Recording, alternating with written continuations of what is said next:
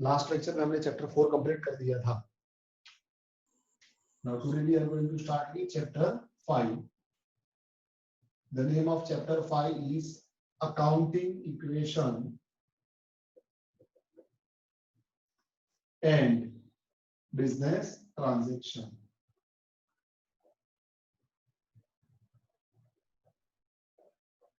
Okay अब ये chapter के अंदर हम अकाउंटिंग इक्वेशन एक पढ़ेंगे. ओके जो बहुत इंपॉर्टेंट है. पूरा अकाउंटिंग इक्वेशन के ऊपर बेस्ड है. कोई भी बिजनेस ट्रांजैक्शन जो होगा ओके वो इस अकाउंटिंग इक्वेशन को सेटिस्फाई करना ही चाहिए. ओके अगर हम जो भी जर्नल एंट्री पास कर रहे हैं या हम जो भी इफेक्ट दे रहे हैं अगर वो इस अकाउंटिंग इक्वेशन को सेटिस्फाई नहीं करता मतलब LHS इक्वल टू RHS नहीं होता तो समझ जाना कि हमने कुछ गड़बड़ करी है. Okay so this is very effective way to check whether the effect which we have given for the transaction is correct or not. Her transaction की दो इफेक्ट देनी होती है तो दोनों इफेक्ट हमने राइट दी है या रॉन्ग दी है वो हमें अकाउंटिंग इक्वेशन के ऊपर से हम वेरीफाई कर सकते हैं. ओके तो क्या है ये अकाउंटिंग इक्वेशन देखो अभी.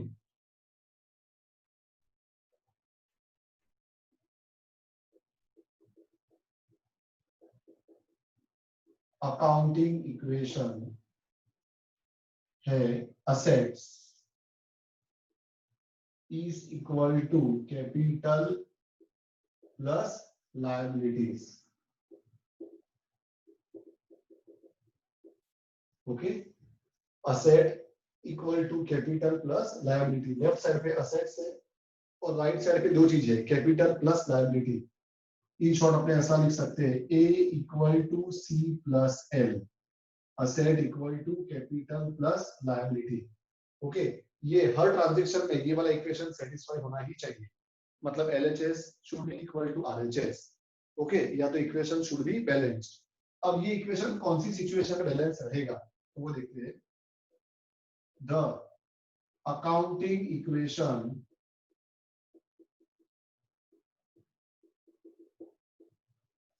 remains balanced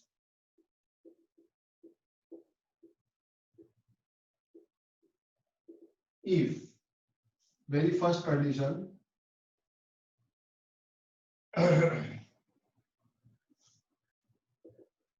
if asset increase or decrease then capital also increase or decrease. Left side पे asset increase हुआ तो राइट साइड पे क्या होना चाहिए कैपिटल भी उतना ही इंक्रीज होना चाहिए सेम अमाउंट से. अगर असेट डिक्रीज हुआ तो कैपिटल भी सेम अमाउंट से डिक्रीज होना चाहिए. ओके तो LHS will be equal to RHS. Okay left side पे अगर असेट इंक्रीज हो रहा है तो राइट साइड पे कैपिटल इंक्रीज होना चाहिए. अगर लेफ्ट साइड का असेट डिक्रीज हो रहा है तो राइट साइड पे कैपिटल भी डिक्रीज होना चाहिए सेम अमाउंट से. अगर असेट 500 इंक्रीज हुआ है तो कैपिटल भी 500 इंक्रीज होना चाहिए.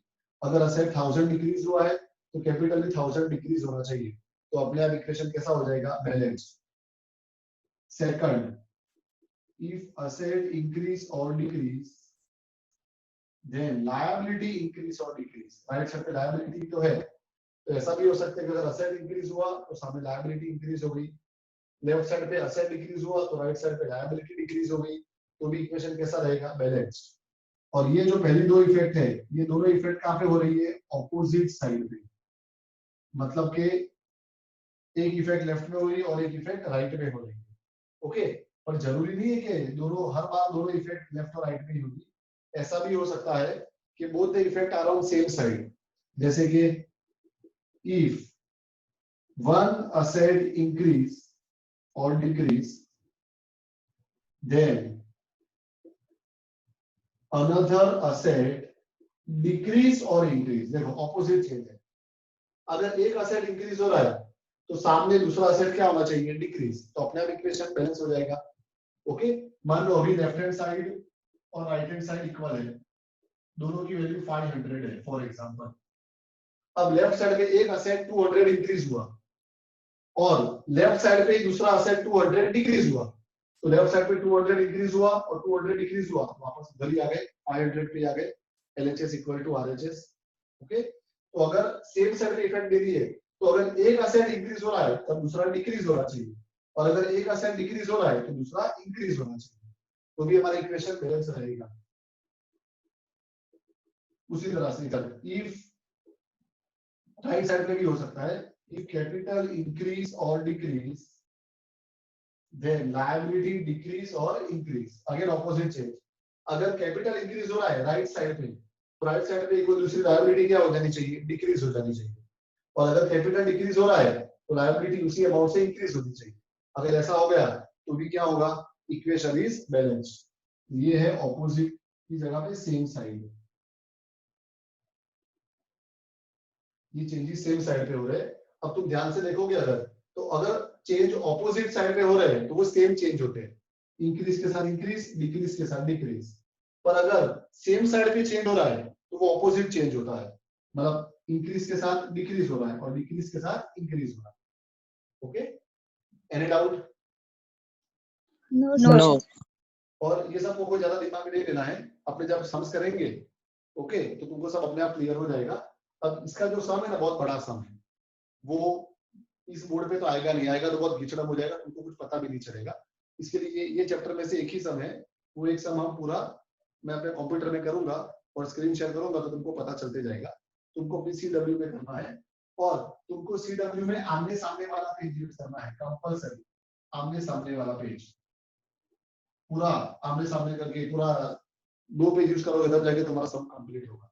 ओके, इसका फॉर्मेट कैसे बनाना है क्या है वो सब मैं तुमको समझाता हूँ। ओके, अभी मैं थोड़ी देर में स्क्रीन शेयर करूंगा और उसमें तुमको सब पता चलेगा। इसका मैं तुमको स्क्रीन भेज दूंगा, डोंट वरी। मैं स्क्रीनशॉट ले लूं इसका। सर तो आपके साथ में लिखे क्या बाद में लिखे? नहीं बाद में लिखो, मैं तुमको एक्सेल फाइल भेज दूंगा उसकी पूरी, मेरे साथ में नहीं लिखो अभी, खाली समझो तुम, क्योंकि लिखने जाओगे तो फिर समझ नहीं पाओगे। ओके, अभी कोई लिखेगा नहीं, अभी सब लोग जो मैं कंप्यूटर में काम कर रहा हूँ उसको तुम ध्यान से देखना और फिर तुमको तुम्हारे CW में लिखना है उसको। चलो शुरू करते हैं अभी। अभी मैं स्क्रीन शेयर करने जा रहा हूँ, वीडियो में ऑफ कर रहा हूँ और स्क्रीन शेयर करूंगा, उसमें तुमको सब दिखेगा।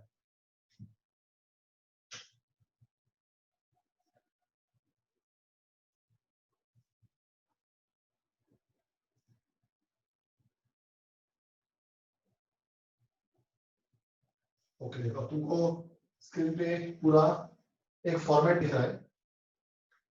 तुमको तुम्हारी फॉर्मेट जब तुम तुम्हारी CW में बनाओगे तो आमने सामने वाला पेज दोगे, लेफ्ट साइड के पेज पे इतने कॉलम आएंगे तुम्हारे। कौन से कॉलम आएंगे, serial number, journal entry, debit rupees, credit rupees and effect. ये जो ब्लू वाला पोर्शन है पूरा दिख रहा है सबको? Yes sir. ये पूरा लेफ्ट वाले पेज पे तुमको बनाना है और मार्जिन यूज कर देना, मार्जिन में सीरियल नंबर ले लेना। कि जर्नल एंट्री का कॉलम थोड़ा बड़ा रखना, वहां जर्नल एंट्री लिखेंगे। डेबिट और क्रेडिट रुपीस में तो खाली अमाउंट लिखना है, तो ये कॉलम छोटे और बाकी का जो पार्ट बचेगा वो इफेक्ट के लिए। जर्नल एंट्री और इफेक्ट वाला कॉलम बड़ा होना चाहिए, इसमें तुम्हारा लेफ्ट वाला पेज कंप्लीट हो जाएगा। और राइट वाला पेज में तुमको 3 इक्वल कॉलम बनाने हैं, मार्जिन यूज कर लेना। राइट वाले पेज में मार्जिन यूज कर लेना, 3 इक्वल कॉलम बनाने, एक कॉलम असेट का, एक कॉलम कैपिटल का और एक कॉलम लायबिलिटी का। और फॉर्मूला है asset equal to capital plus liabilities. Understood? Right side पे तुम्हारे 3 कॉलम बनेंगे, क्लियर सबको? Yes sir. ओके,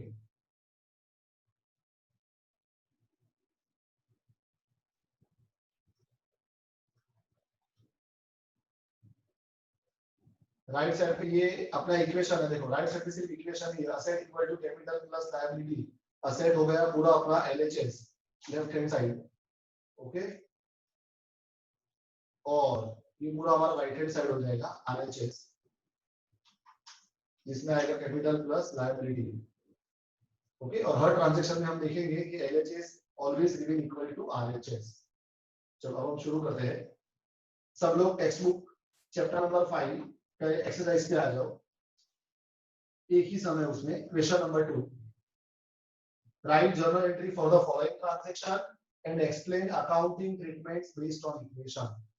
चलो जर्नल एंट्री तो लिखने आता है, ये लेफ्ट वाला जो क्वेश्चन है वो तो पूरा हमारा चैप्टर नंबर 4 है जर्नल एंट्री, और जो राइट वाला क्वेश्चन है इतना उसमें हमें इक्वेशन मेंटेन करना है, वो हमें देखते हैं कैसे करना है।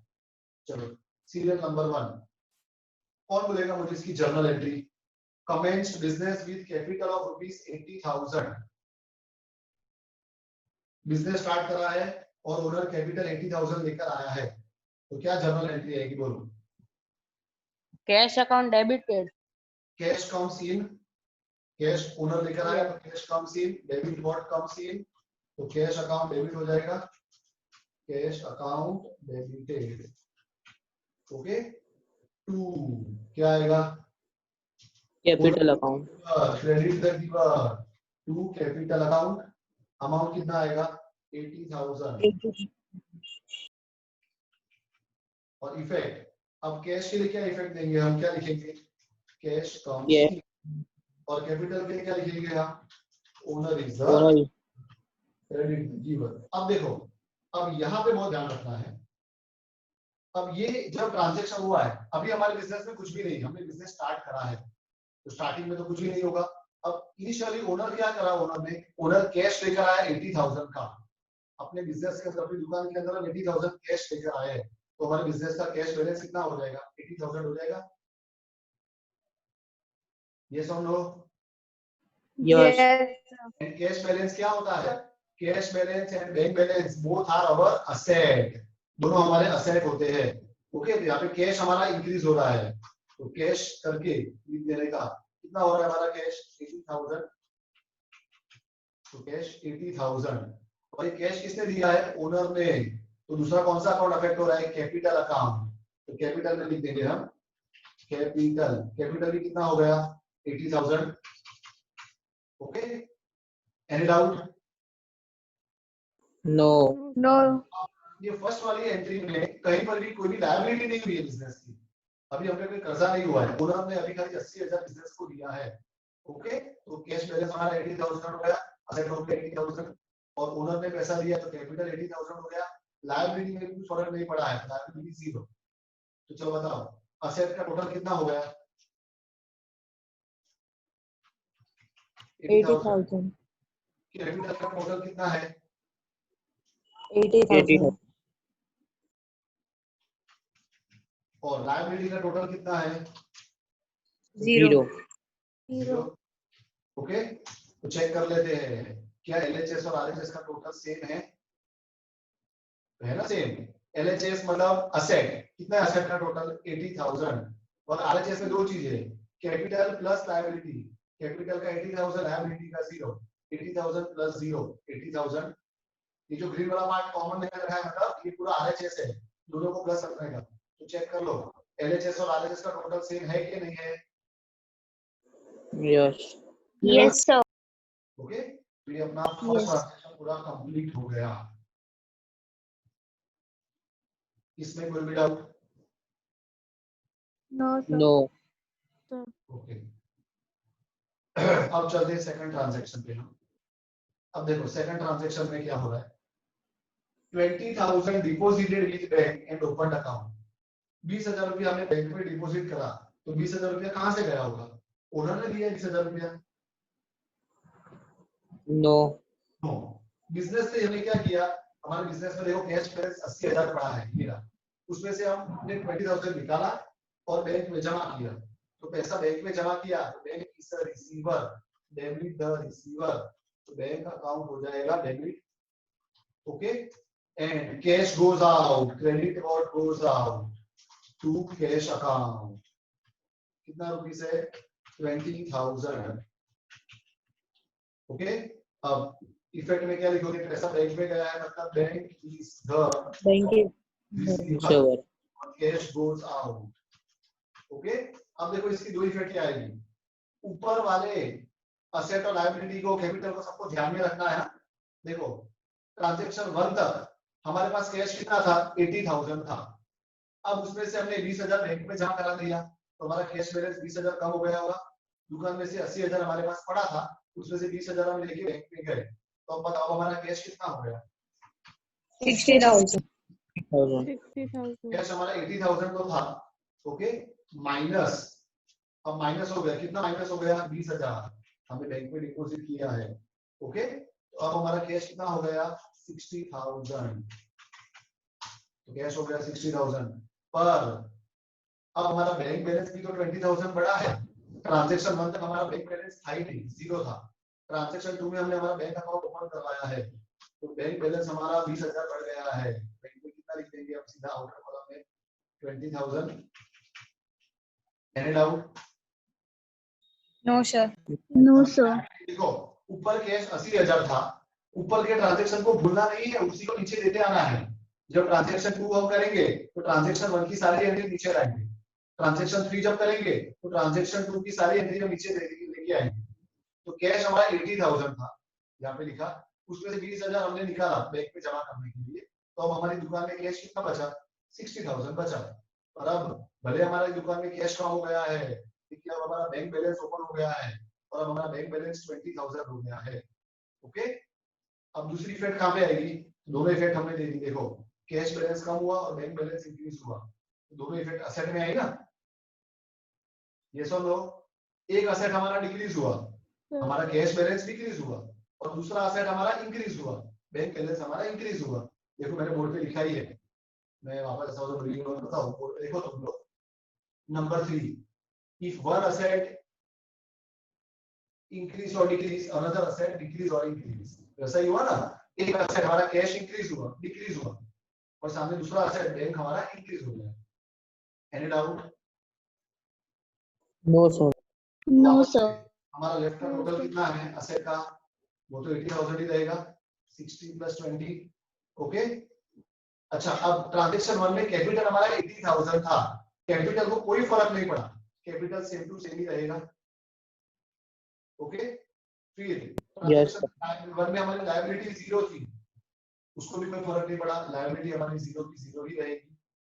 ओके, तो देख लो, अब वापस से चेक कर लो, लेफ्ट हैंड साइड और राइट हैंड साइड का टोटल, असेट का टोटल कितना है 80,000 एलएचएस का, और आरएचएस में कैपिटल प्लस लायबिलिटी होती है, 80,000 + 0 again 80,000, LHS equal to RHS. Clear है सबको? Yes Yes. Sir.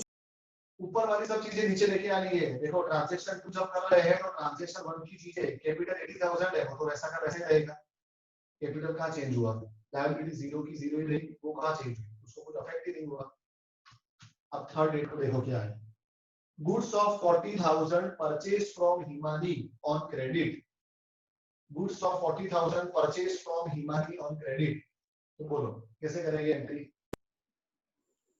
Sir हिमानीस account आएगा और एक परचेज अकाउंट आएगा।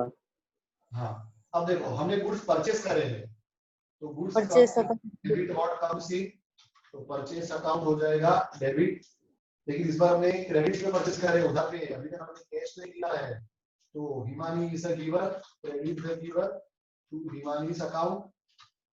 Any doubt? No sir. No. Amount will be 40,000, narration क्या होगा, परचेज की मतलब गुड्स कम इन, और दूसरा Himani is the giver. Any doubt? No no sir. Okay, अब देखो, अब जब हम ट्रांजैक्शन 3 कर रहे हैं तो ट्रांजैक्शन 2 का सब देखने का। सबसे पहले कैश अकाउंट, क्या ट्रांजैक्शन 3 में कैश अकाउंट को कुछ फर्क पड़ा? No no. नो। No. तो कितना था हमारा कैश, 60,000 था, यस और नो? Yes, sir. कैश कितना है अपना, 60,000 है ना ट्रांजैक्शन 2 का, तो वो सेम टू सेम। क्या बैंक बैलेंस को कुछ फर्क पड़ा? नो नो, बैंक बैलेंस भी सेम रहेगा 20,000। ओके, फिर इस बार हमने गुड्स परचेस करे हैं, गुड्स परचेस करे मतलब हमारे बिजनेस में गुड्स आएंगे, गुड्स आएंगे मतलब अपना स्टॉक इंक्रीज होगा। अब हमारा स्टॉक कितना हो जाएगा, कितने के गुड्स खरीदे हमने, 40,000 के, तो हमारा स्टॉक हो जाएगा 40,000। अंडरस्टूड? ये नया एक असेट हमारे बिजनेस में आया है। स्टॉक को क्यों मैंने असेट में लिखा, भाई गुड्स हमारे लिए असेट ही तो है, गुड्स को फ्यूचर में बेचेंगे तो पैसा मिलेगा, और जो भी चीज को फ्यूचर में बेच के पैसा मिलता है उसको असेट बोलते हैं। ओके, तो एक नया असेट हमारे बिजनेस में आया है, स्टॉक 40,000। अच्छा, ये पूरे ट्रांजैक्शन में कैपिटल को कोई फर्क नहीं पड़ा, कैपिटल तो जैसा था वैसा का वैसे ही रहा। ओके, लेकिन इस बार हमने उधार पे गुड्स खरीदे हैं, मतलब अब अपने पे कर्जा हो गया है। हिमानी इज अवर क्रेडिटर, हमें हिमानी को 40,000 रुपया देना है, हिमानी इज अवर क्रेडिटर, तो लायबिलिटी में आ जाएगा क्रेडिटर। नाम लिखना है तो लिखो, नहीं तो चलेगा ब्रैकेट में। हिमानी को कितना रुपया देना है हमको? 40,000 40,000। तो देखो इस बार हमारी लायबिलिटी इंक्रीज हो गई। ओके, हमारा असेट तो इंक्रीज हुआ 40,000 का, परचेज किया मतलब असेट इंक्रीज हुआ, पर हमने उधार पे खरीदा है मतलब हम पे कर्जा भी हो गया है, तो सामने लायबिलिटी भी 40,000 इंक्रीज हुई। तो देखो एक इफेक्ट कहां पे आई? लेफ्ट हैंड साइड पे असेट इंक्रीज, और दूसरी इफेक्ट कहां पे आई? राइट हैंड साइड पे liability increase. Okay, any doubt? No sir. अब देखो वीडियो ऑन कर रहा हूं, वीडियो का देखो सेकंड वाला बोर्ड के ऊपर सेकंड वही है, if asset increase liability also increase, है ना? यहां पे वही हुआ ना, स्टॉक मतलब हमारा असेट इंक्रीज हुआ और क्रेडिटर मतलब हमारी लायबिलिटी इंक्रीज हुई। अभी लेफ्ट और राइट साइड का टोटल सेम है, चेक कर लो टोटल कितना है बोलो असेट का? 1,20,000। 1,20,000। ओके, कैपिटल का टोटल कितना है? 87। 80,000 और लायबिलिटी का टोटल कितना हो गया? 40,000। 40,000 चेक कर लो असेट और लायबिलिटी का, एलएचएस और आरएचएस का टोटल। एलएचएस का असेट है 1,20,000, आरएचएस में कैपिटल प्लस लायबिलिटी 80,000 प्लस 40,000 हो गया 1,20,000। यस और नो? Yes. है ना? आरएचएस ये पूरा आरएचएस है, देखो जिसको मैं याद कर रहा हूं ये पूरा आरएचएस है। 80 प्लस 40 1,20,000। ओके, अब ट्रांजैक्शन 4 पे आ जाते हैं। क्या ट्रांजैक्शन 4 देखो सब लोग, सबको समझ में आ रहा है अच्छे से? Yes sir. यस सबको क्लियर दिख रहा है? Yes, sir. Yes. यस।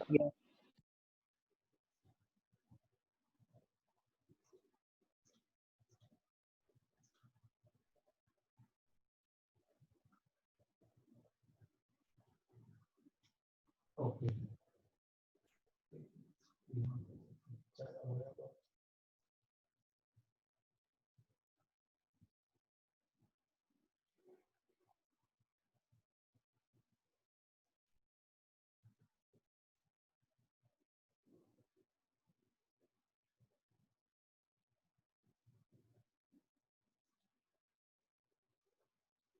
ठीक है, दिख रहा है सबको क्लियर एकदम?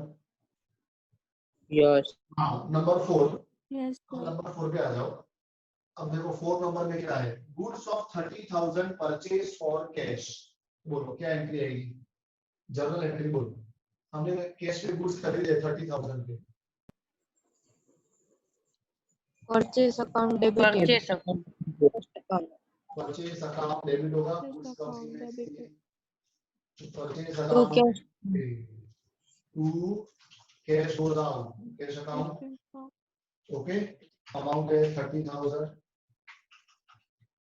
बोलो परचेज करा मतलब goods come in and cash goes out. Yes और नो? यस अब देखो इस बार दोनों इफेक्ट हमारी असेट में ही होगी। परचेज किया मतलब स्टॉक हमारा इंक्रीज होगा, परचेज करेंगे तो स्टॉक इंक्रीज होगा, और यस कैश गोज आउट तो कैश बैलेंस इंक्रीज होगा, स्टॉक इंक्रीज होगा और कैश डिक्रीज होगा। तो दोनों इफेक्ट सेम साइड पे आई। ओके, देखो कैश बैलेंस हमारा कितना पड़ा था? हमारे पास कैश कितना पड़ा था? देखो ट्रांजैक्शन 8,000. अब उसमें से हमने 20,000 30,000 की गुड्स खरीदे हैं, तो माइनस हो जाएगा हमारा कैश बैलेंस 30,000। ओके, और अब हमारा कैश बैलेंस कितना हो जाएगा? 30,000। 30,000 हो जाएगा। ओके, बैंक बैलेंस को कुछ फर्क पड़ेगा? नो बैंक बैलेंस पहले भी 20,000 था, अभी भी 20,000। स्टॉक अब हमारा इंक्रीज हो जाएगा। पहले हमारा स्टॉक कितना था? 40,000। 40,000. ओके, हमने गुड्स और खरीदे 30,000 के, तो इंक्रीज हो जाएगा 30,000 और अब हमारा स्टॉक कितना हो जाएगा? 70,000. 70,000. ओके, तो टोटल तो सेम ही रहेगा, क्योंकि देखो एक बार कैश बैलेंस डिक्रीज हुआ तो सामने स्टॉक इंक्रीज हुआ। One asset decrease, another asset increase. Okay, so total will be same only 1,20,000। Yes और नो? यस यस इससे कैपिटल को फर्क नहीं पड़ा, एज इट इज, उसका टोटल भी एज इट इज। क्रेडिटर्स को कुछ फर्क नहीं पड़ा, एज इट इज, और उसका टोटल भी as it is. And out check कर लो वापस। ट्रांजैक्शन 4 में एलएचएस का टोटल कितना है 1,20,000 और आरएचएस का भी टोटल कितना है 1,20,000, 80 plus 40 1,20,000। Understood? Yes, sir. Okay, अब चलते हैं डेट 5 पे। अब देखो डेट 5 को क्या हो रहा है, बहुत important. Goods of ₹35,000 sold for 55,000 to Jasleen on credit. Goods भले कितने के भी थे, हमने उसको बेचा कितने में 55,000 में, और वो भी उधार पे बेचा है जसलीन को। जसलीन ने भी पैसा नहीं दिया है, तो वो क्या एंट्री आएगी? Jasleen account debit. Jasleen is the receiver, हमने जसलीन को पैसा दिया है, Jasleen is the receiver, debit the receiver, तो Jasleen account debited. Okay, two हमने गुड्स बेचे तो क्या होगा सेल्स अकाउंट। सेल्स अकाउंट तब अमाउंट क्या लिखोगे 35 के 55? 55। 55। गुड्स भले कितने के भी थे, हमने बेचा कितने में उसको 55,000 में। हमें जसलीन से कितना रुपया लेना है 55,000। 55,000। ओके, फर्स्ट यूनिट आएगी जसलीन इज द रिसीवर और पर्सनल अकाउंट का रूल है डेबिट द रिसीवर, इसके लिए जसलीन अकाउंट डेबिट हुआ। Okay, sales account goods go out, goods go out, और रियल अकाउंट का रूल है क्रेडिट व्हाट गोज आउट, इसके लिए सेल्स अकाउंट क्रेडिट हुआ।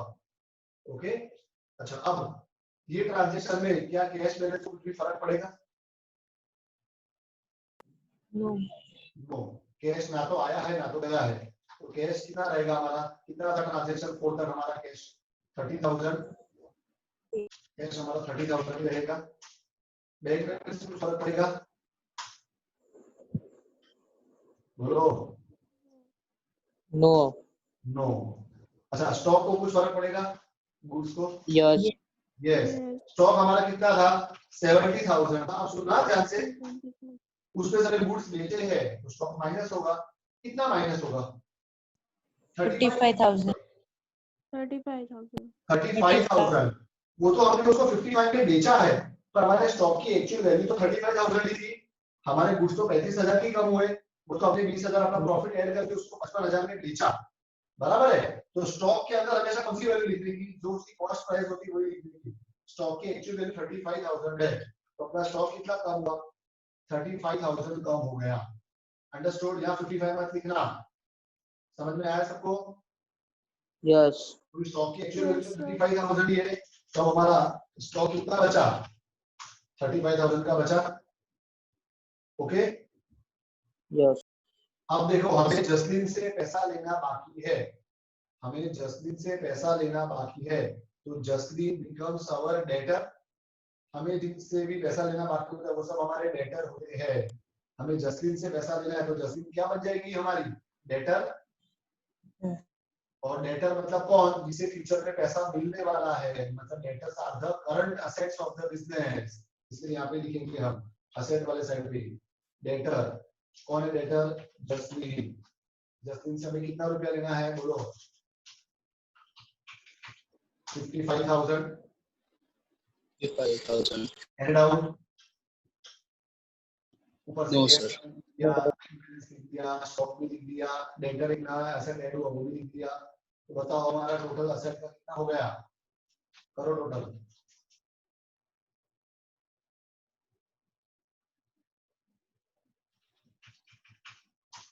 $1,40,000। यस और नो? Yes. अच्छा अब देखो, Yes. अब इस बार हमारा कैपिटल में अफेक्ट होगा। क्या अफेक्ट होगा? हमारा कैपिटल में कितना था? 80,000 था। ओके, इस बार हमें 20,000 का प्रॉफिट हो रहा है। हमने 35,000 वाले गुड्स को 55,000 में बेचा, तो हमें कितने का प्रॉफिट होगा? 20,000 का प्रॉफिट हुआ। Yes. Yes. प्रॉफिट होगा या कोई इनकम होगी तो कैपिटल में प्लस करने का। ध्यान से सुनना, बिजनेस में जब भी कोई प्रॉफिट होगा या कोई इनकम होगी तो कैपिटल में प्लस करने का। और अगर बिजनेस में कभी भी कोई लॉस होगा या कोई एक्सपेंस होगा तो कैपिटल में से माइनस करने का। इस बार हमें 20,000 का प्रॉफिट हो रहा है तो क्या लिखेंगे प्लस प्रॉफिट। कितने का प्रॉफिट हुआ हमें 20,000 का। और हमारा कैपिटल कितना हो गया 1 लाख। 1 लेकिन lakh. लायबिलिटी को कोई फर्क नहीं पड़ा क्रेडिटर को जितने थे उतने ही रहेंगे। ओके तो देखो अब हमारा टोटल असेट का कितना हो गया 1 लाख हो गया। ओके और लायबिलिटी का टोटल तो ऐसा का ऐसा रहा 40,000 का 40,000 एंड काउंट चेक कर लो। असेट एलएचएस का टोटल कितना है 1,40,000 और आरएचएस का टोटल भी 1 लाख प्लस 40 यानी 1,40,000 LHS equal to RHS. Our accounting equation is balanced. Any doubt? No, sir. So number 6. Goods of 10,000 sold for 18,000 in cash. Goods हमने cash में बेचे।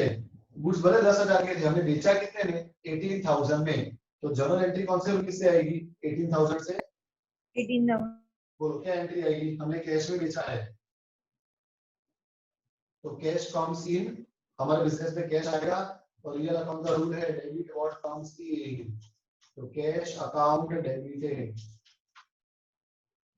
ओके टू सेल्स अकाउंट और कितना rupees 18,000। Any doubt? No, sir. एक effect आएगी cash comes in दूसरी effect आएगी goods go out. अच्छा अब कौन से अकाउंट अफेक्ट होंगे क्या हमारे कैश बैलेंस में कुछ फर्क पड़ेगा बोलो। Yes.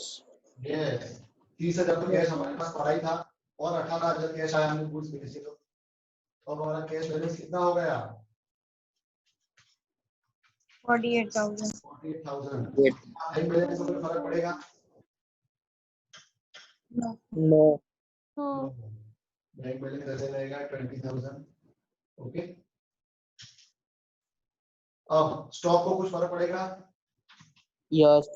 यस स्टॉक कितना था हमारा 35,000 था। ओके उसमें से हमने गुड्स बेचे। गुड्स भले बेचे 18,000 के गुड्स की वैल्यू कितनी थी 10,000. 10,000 माइनस तो कितना होगा 10,000 ही होगा। यस और नो? Yes, sir. गुड्स भले 18,000 में बेची हमने और उसकी एक्चुअल वैल्यू तो 10,000 ही थी। ओके तो 35,000 में से और 10,000 की गुड्स हमारे कम हो गए तो हमारा स्टॉक बचा 25,000 का। ओके डेटर को कोई फर्क नहीं पड़ेगा एज इट इज डेटर तो वैसे का वैसे आ जाएगा। Any doubt? तो बताओ हमारा टोटल कितना हो गया 1,48,000. 1,48,000. 1,48,000। ओके अब इस बार वापस हमें प्रॉफिट हुआ है 8,000 का। 10,000 वाले गुड्स हमने 18,000 में बेचा तो जब भी प्रॉफिट होगा तो प्रॉफिट को कहां प्लस करने का कैपिटल में। कैपिटल हमारा 1 लाख टू हाई। ओके प्लस प्रॉफिट कितना प्रॉफिट है 8,000 तो हमारा कैपिटल कितना हो गया 1,80,000। ओके तो चलो प्रॉफिट का टोटल कितना हो गया वो 1,80,000. 1,80,000. क्रेडिटर को कोई फर्क पड़ा एज इट इज। अब चेक कर लो एलएचएस और आरएचएस का टोटल। एलएचएस का टोटल है 1,48,000 और आरएचएस का 1,08,000 प्लस 40,000 वही हो गया 1,48,000। Yes. Any doubt? No, No. sir. अब चलते हैं 7 नंबर के ट्रांजैक्शन पे। Goods of 2,000 return to Himani. हमने गुड्स 2,000 के रिटर्न करे हिमानी को तो बोलो क्या एंट्री आएगी। गुड्स अब हमारे बिजनेस से बाहर जा रहा है और किसको वापस कर दिया हमने हिमानी को तो क्या जर्नल एंट्री आएगी इसकी Himani's account debited. हिमानी और अकाउंट से- debit because Himani is receiver. Goods अब हिमानी को वापस दे रहे हैं हिमानी's अकाउंट डेबिटेड और क्रेडिट पे क्या आएगा? To purchase return account. Purchase return account. Very good. Goods go out, credit what goes out. कितने के गुड्स वापस करे हमने? 2000 के। 2000 डायरेक्शन क्या लिखोगे? एक तो Himani is the receiver and goods go out. Go out. Okay, अब देखो इसकी इफेक्ट कहाँ पे आएगी? ध्यान यहाँ पे, क्या ये पूरे ट्रांजैक्शन में कहीं पर भी कैश अकाउंट अफेक्ट होगा? नहीं। No. कैश अकाउंट कितना था? देखो ट्रांजैक्शन 6 में 48,000, वो तो एज इट इज रहेगा। And out No, sir. Bank Sir. Balance को पड़ेगा।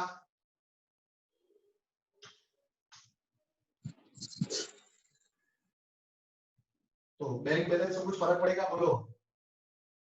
No. No, as it is. अच्छा, स्टॉक को कुछ फर्क पड़ेगा? यस। Yes. हमने 2000 की गुड्स वापस कर दिए तो अपना स्टॉक 2000 और कम हो जाएगा। हमारा स्टॉक कितना था? 25,000। ओके, उसमें से माइनस 2000 और हो जाएगा। अब हमारा स्टॉक कितना हो जाएगा? 23,000. 23,000. 23,000। ओके, अच्छा स्टॉक के बाद डेटर है, डेटर को कुछ फर्क पड़ेगा? No sir. No, as it is. अब देखो कैपिटल में भी कुछ फर्क नहीं पड़ेगा, कैपिटल भी सेम टू सेम। कितना था बोलो? ऊपर कैपिटल 1,08,000। ओके, लेकिन देखो अब हमारे क्रेडिटर कम हो जाएंगे। हमें हिमानी को कितना रुपया देना था? ऊपर देखो इधर, हमें हिमानी को कितना रुपया देना है? 40,000।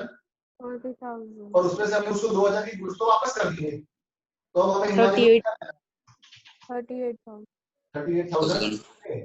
तो क्रेडिटर हमारे 40,000 के थे, हमने नाम नहीं लिखा, उसमें से हमने गुड्स वापस कर दिए, परचेज रिटर्न कर दिया हमने। ओके, 2,000 रुपए का। तो हिमानी को अब हमें कितना रुपया देना है? खाली अब हमें उसको 38,000 ही देना है। And out.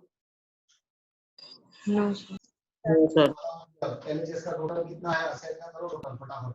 1,45,000। 46,000. 46,000। ओके, कैपिटल का टोटल कितना है? 1,80,000। 1,08,000।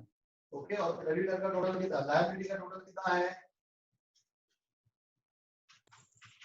38,000. ये सुनो, 38,000। एक ही मिनट।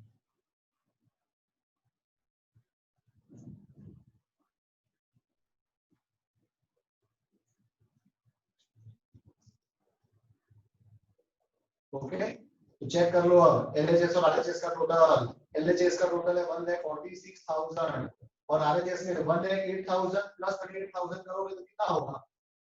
1,46,000 ही होगा। यस और no? Yes, sir. Now number 8 क्या है? नंबर देखो अभी, goods of 4,000 return by Jasleen. Return by Jasleen, Jasleen ने हमको गुड्स रिटर्न करे तो गुड्स हमारे पास वापस आएंगे और जसलीन हमको दे रही है, तो बोलो क्या एंट्री आएगी? Sales returns account. Sales return account account. Debited, goods coming किसके लिए?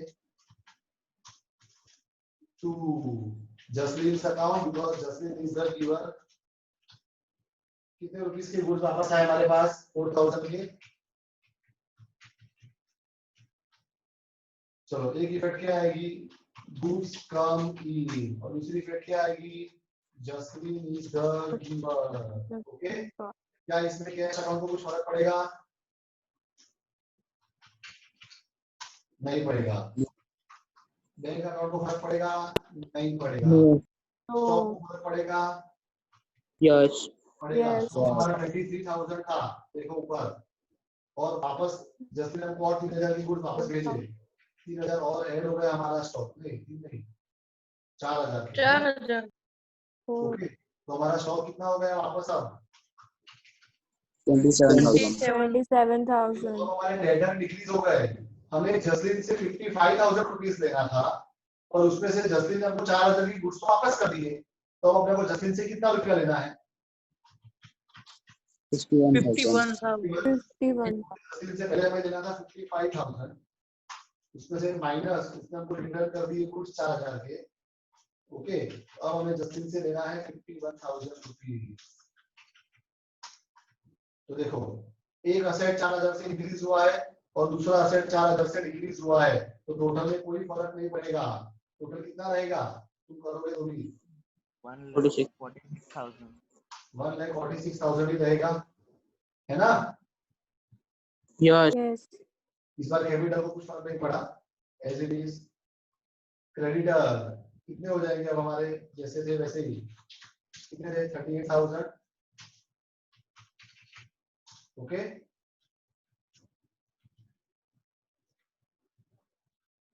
चेक कर लो एलएचएस और आरएचएस का टोटल रिमेन सेम। यस और no? Yes. Now Yes, sir. इसमें तो 19 तक के ट्रांजैक्शन दिए। एग्जाम में इतना बड़ा नहीं आएगा, डोंट वरी। एग्जाम में 4-5 ही आते हैं। Okay, number 9, accounts are settled with Himani and Jasleen. बहुत जोरदार है ये। इसको अपने एक एक करके करेंगे, 9A और 9B करके। 9A देखो, 9A क्योंकि 9 के अंदर 2 है, हमें अकाउंट हिमानी का भी सेटल करना है और जसलीन का भी। चलो पहले हिमानी का सेटल करते हैं। देखो, हमें हिमानी से कितना रुपया लेना है 7 तारीख को? देखो, हिमानी अभी क्रेडिटर है, 38,000 रुपीज अपने को हिमानी को देना है ना? यस और no? Yes, sir. Yes, sir. तो पहले अपने हिमानी को 38,000 दे देते हैं, तो क्या एंट्री आएगी बोलो उसकी? हिमानी इज द रिसीवर, तो हिमानी's account debited to cash account. Cash अपने उसको दे रहे हैं, कैश गोज आउट। कितना रुपये देंगे अब हिमानी को? 38,000 देना है ना उसको। यस और no? Yes. Sir. Money is the receiver and cash goes out. तो देखो दो इफेक्ट क्या आएगी। अब हमारा कैश बैलेंस कितना हो जाएगा? 48,000 था, उसमें से हिमानी को हम 38,000 को दे देंगे। 10,000. 10,000. ओके, तो कितना बचेगा? 10,000। 10,000. बैंक बैलेंस को कुछ फर्क नहीं पड़ेगा, एज इट इज। स्टॉक को कुछ फर्क नहीं पड़ेगा, 27,000 एज इट इज। डेटर का स्पेलिंग में ऊपर गलत लिखा है बेटा, कीबोर्ड का बी ऐसे थोड़ा खराब है। चलो, डेटर को भी कोई फर्क नहीं पड़ेगा। Debtor 51,000 as it is. Okay, capital में भी कोई फर्क नहीं पड़ेगा, कैपिटल एज इट इज। लेकिन अब हमारी लायबिलिटी 0 हो जाएगी। अब हमारे क्रेडिटर 0 हो गए। हिमानी हमारी क्रेडिटर थी, हमने उसको पैसा दे तो दिया, तो कितना हो गया? 0। Any doubt?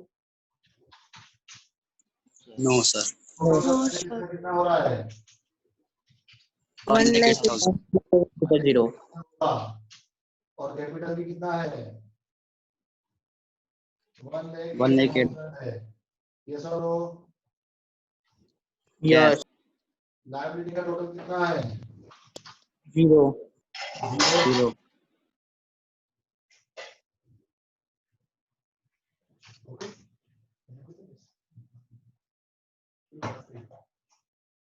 ओके, लायबिलिटी का टोटल हो गया 0, है ना? तो चेक कर लो एलएचएस और आरएचएस अगेन रिमेन सेम। आते ना तो बोलो। Yes. Yes, sir. Yes, sir. तो 9B। अब हम किससे अकाउंट सेटल कर रहे हैं? जसलीन से। हमें जसलीन से कितना रुपया लेना है? जसलीन से पहले 55,000 लेना था और उसमें से उसने हमको 4,000 51. तो ये रहा। जसलीन से हमको 51,000 रुपीस लेना है। यस और नो? Yes. जसलीन अपने को पैसा दे दिया। अकाउंट सेटल का मतलब क्या होता है? हिसाब क्लियर कर देना है। जिसको देना है उससे ले लेने का, जिसको देना है उसको दे देने का। तो कैश अकाउंट डेबिट हो जाएगा, कैश कम्स इन। और एक ऐसा किसने दिया? जसलीन ने। Jasleen is the giver to Jasleen's account. कितना rupees? 51,000। Okay, cash comes in and Jasleen is the giver. Okay, क्या कैश अकाउंट को कुछ फर्क पड़ेगा इस बार? Yes, sir. बहुत फर्क पड़ेगा। Yes.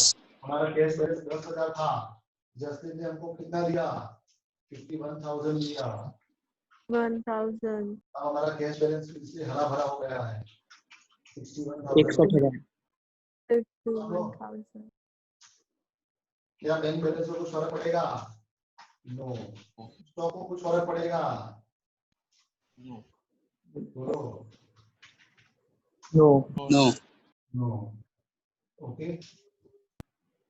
डेटर, अब हमारे डेटर जीरो हो गए, जीरो हो गए ना। जस्टिन से हमको 51,000 दिया, उसने दे दिया, अब हमारे डेटर जीरो हो गए। तो टोटल अगेन रिमेन सेम। क्यों? क्योंकि एक असेट इंक्रीज हुआ, कैश बैलेंस इंक्रीज हुआ, सामने डेटर डिक्रीज हो गए, तो टोटल तो सेम ही रहेगा। Yes.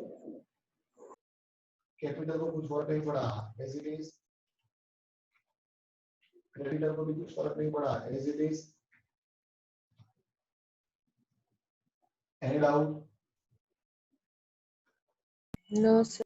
Sir, No, sir.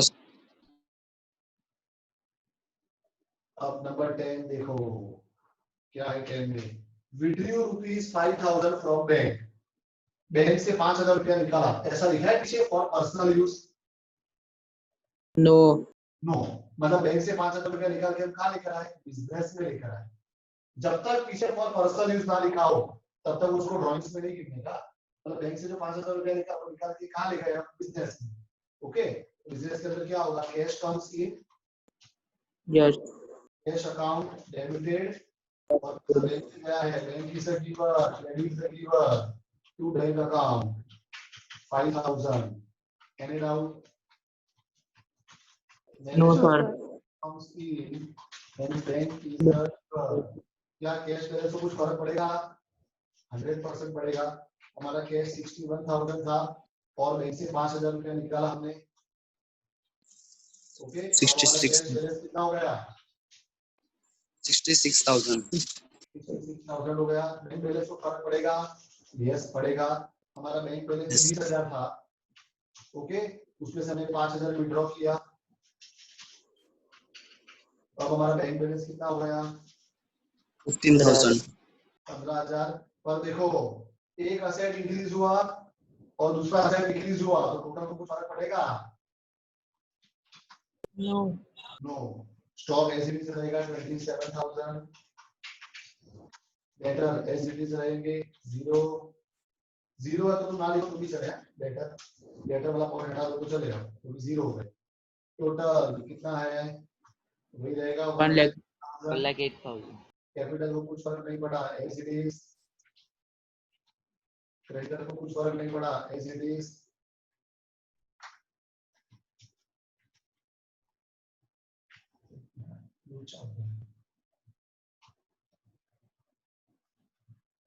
Okay, और चेक कर लो एलएचएस और आरएचएस का total, it remains same. Yes और नो? Yes. Yes. आज हम 10 डेट तक रखते हैं, बाकी का अपना लेक्चर परसों आएगा, थर्सडे को। तुम्हारे अकाउंट्स की एग्जाम कब है? Sunday. 28 को. 28 को ही है ना, कोई बात नहीं, मत करना, इस तरह से करना है सब, टेंशन नहीं। 27 को मैं सुबह तो लेक्चर लेंगे, दोपहर को लेक्चर लेंगे, तो पेपर बाद में लिखना है सब, ठीक है?